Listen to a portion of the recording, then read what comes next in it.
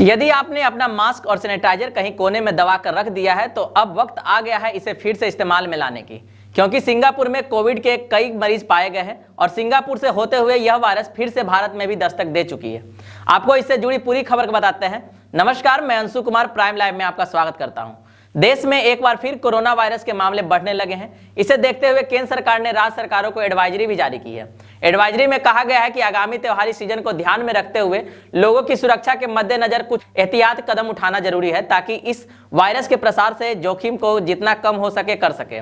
इस एडवाइजरी में राज्यों को निर्देश दिए गए हैं कि वे इन्फ्लुएंजा जैसी बीमारियों के जिलेवार आंकड़ों पर नजर रखें, साथ ही नियमित तौर पर इस संबंध में अपडेट करते रहें। यह एडवाइजरी केरल में कोरोना के नए सब वेरिएंट JN.1 की पुष्टि के बाद जारी की गई है। दरअसल केरल की 79 साल की एक महिला में इसकी पुष्टि हुई थी। महिला का 18 नवंबर को RT-PCR टेस्ट रिजल्ट आया था, जिसमें इन्फ्लुएंजा जैसी बीमारी के हल्के लक्षण थे और वह कोविड-19 से ठीक हो चुकी थी।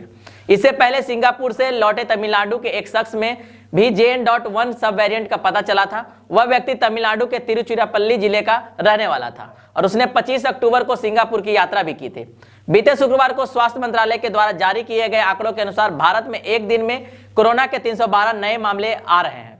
भारत से सिंगापुर तक दुनिया भर में कोरोना वायरस ने एक बार फिर डराना शुरू कर दिया है। पिछले 24 घंटों में कोविड के 300 नए केस सामने आए हैं। संक्रमण के चलते 5 लोगों की मौत भी हुई है।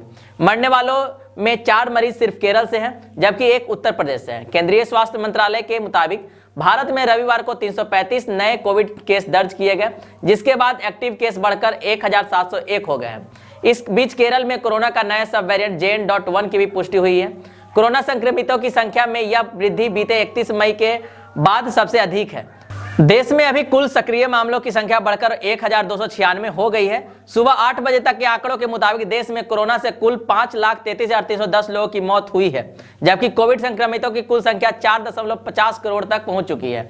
स्वास्थ्य मंत्रालय की वेबसाइट के अनुसार बीमारी से ठीक होने वाले लोगों की संख्या 4,44,69,536 हो गई है और राष्ट्रीय रिकवरी दर 98.81% है। इस मामले में मृत्यु दर 1.19% है। मंत्रालय की वेबसाइट के मुताबिक देश में अब तक 220.67 करोड़ कोविड वैक्सीन की खुराक दी जा चुकी है। एक बार फिर कोरोना के बढ़ते मामलों से लोगों के मन में डर पैदा हो गया है। बीते 8 दिसंबर को केरल में कोविड-19 के सब वेरिएंट JN.1 का मामला सामने आया है। कोरोना के बढ़ते मामलों के बाद कर्नाटक सरकार अलर्ट मोड पर आ गई है।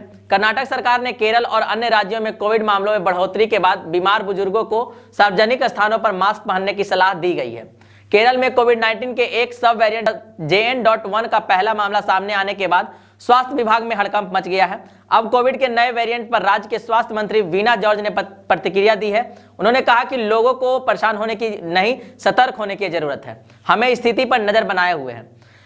स्वास्थ्य मंत्री का कहना है कि चिंता की कोई बात नहीं है, वह एक सब वेरिएंट है, इसका अब पता चल गया है। 2-3 महीने पहले सिंगापुर हवाई अड्डे पर जब भारतीयों का परीक्षण किया गया तो उनमें भी इस वेरिएंट के होने की पुष्टि हुई थी। यह वेरिएंट केरल ही नहीं, भारत के अन्य इलाकों में भी मौजूद है।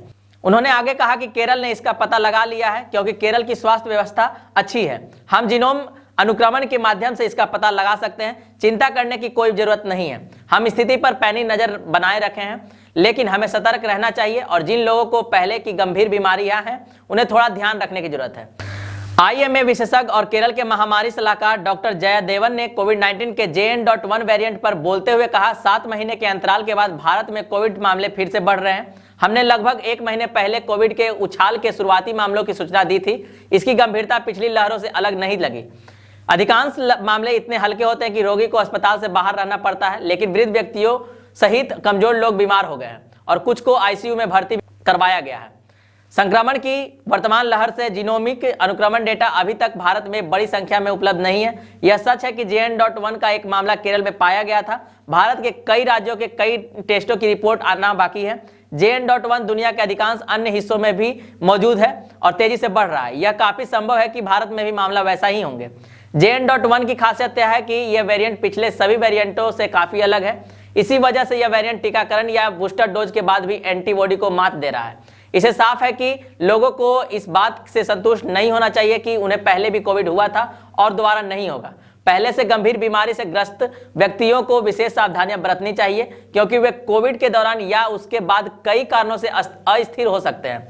बता दें कि केरल में कोविड का नया वेरिएंट सामने आने के बाद स्वास्थ्य विभाग ने अलर्ट जारी कर इमरजेंसी बैठक भी बुलाई थी, जिसमें अधिकारी को मास्क, ऑक्सीजन सिलेंडर, दवाओं और अन्य जरूरी चीजों के साथ तैयार रहने के निर्देश भी दिए गए, ताकि किसी भी आपात स्थिति में यह सुनिश्चित किया जा सके कि स्वास्थ्य सेवा में कोई कमी न हो। बैठक में यह भी फैसला लिया गया कि स्थिति में सुधार नहीं होता है तो राज्य से लगने वाली सीमाओं को बंद कर दिया जाएगा। जानकारों का कहना है कि कोविड-19 का ये JN.1 नया वेरिएंट एक गंभीर रूप से प्रतिरक्षा रोधी और तेजी से फैलने वाला वेरिएंट है, जो कि XBB और इस वायरस के पहले के सभी वेरिएंट से बिल्कुल अलग है। यह वेरिएंट उनके लोगों को भी अपना शिकार बना रहा है जो पहले कोविड-19 से संक्रमित हो चुके हैं। आज की वीडियो को यहीं पर समाप्त करते हैं। जानकारी पसंद आई हो तो वीडियो को लाइक करें और आप हमारे चैनल प्राइम लाइव को सब्सक्राइब कर लें और इस वीडियो को हर एक लोगों तक शेयर भी करें। वीडियो में अब तक बने रहने के लिए बहुत बहुत धन्यवाद।